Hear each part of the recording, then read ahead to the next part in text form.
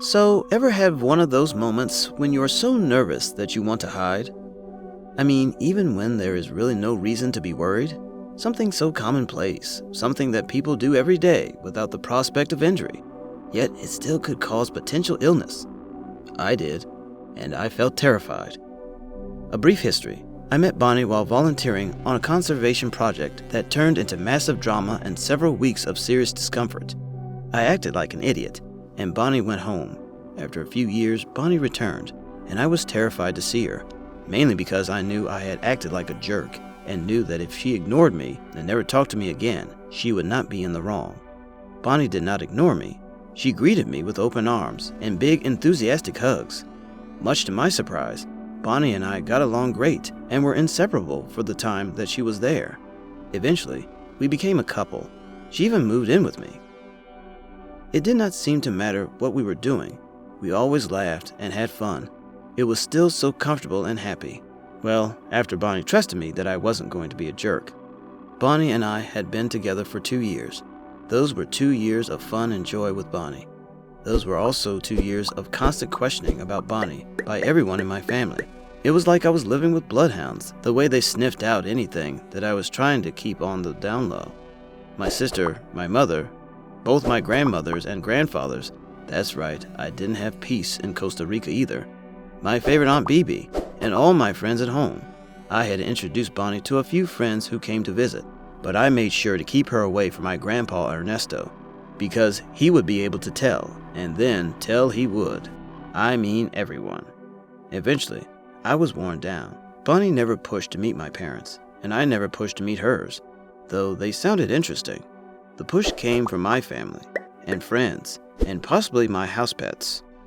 Naturally, it started with my sister Ernesto. We were on FaceTime.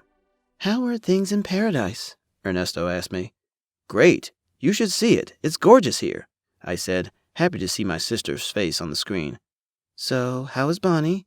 I had told her about Bonnie before I had told anyone else. "She's good," I said, sensing my dear Ernie was about to make a demand of me.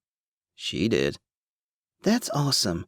I can't wait to meet her," Ernie continued. "Did you receive your tickets yet?"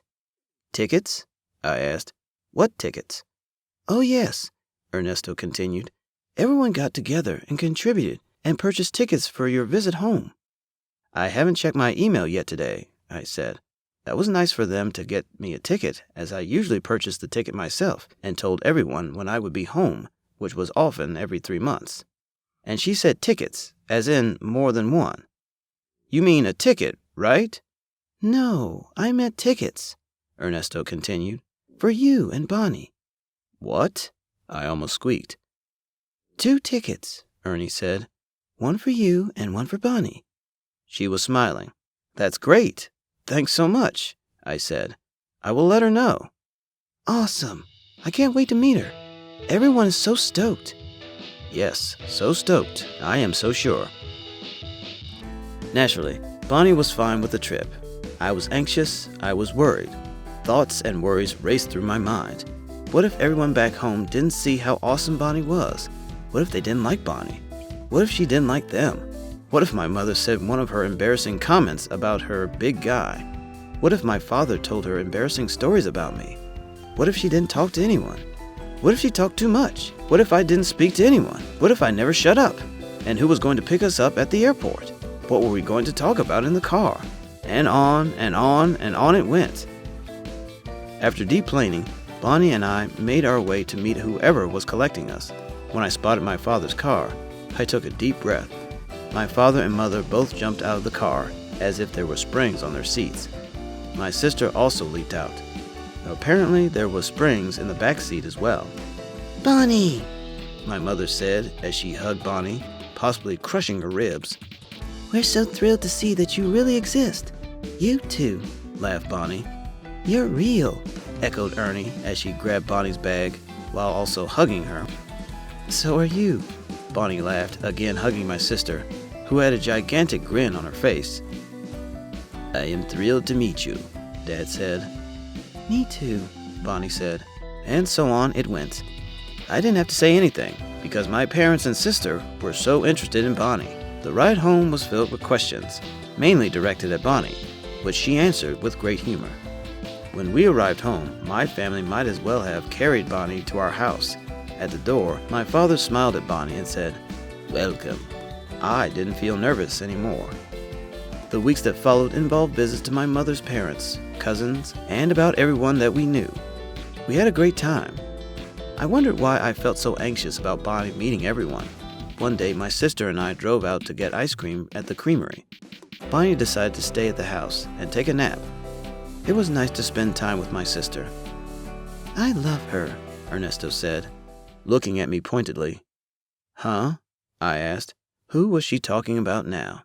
"Bonnie," Ernesto said. "Or B, as you call her. I think she is great. She reminds me of you." "We really do have a lot in common," I said. "I love being around her. I love her too." "Everyone loves her," my dear sister continued. "She is kind of like a female you." "People say that about you," I said, smiling.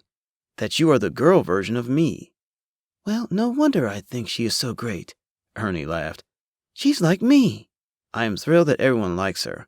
I was so nervous about her meeting everyone." "Why?" "I don't know," I said. It sounded silly now. I knew that Bonnie would get along with my family and friends. She was kind, intelligent, fun, and thoughtful. Of course my family would love her. So why had I been so nervous? "I think you were nervous because it's a big deal," Ernie said, "and we have been writing you for the last year or so to meet her." "You seriously have," I said, laughing.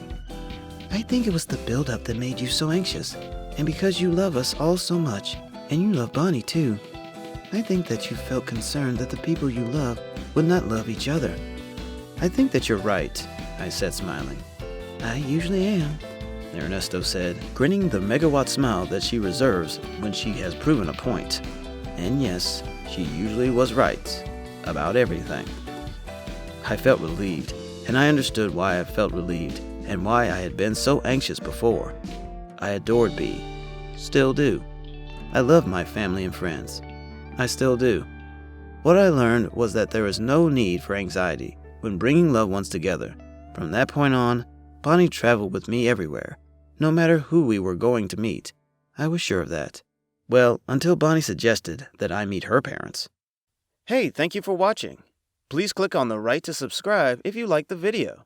And please don't forget to click on the bell icon when you subscribe so that you can be notified when we upload a new video.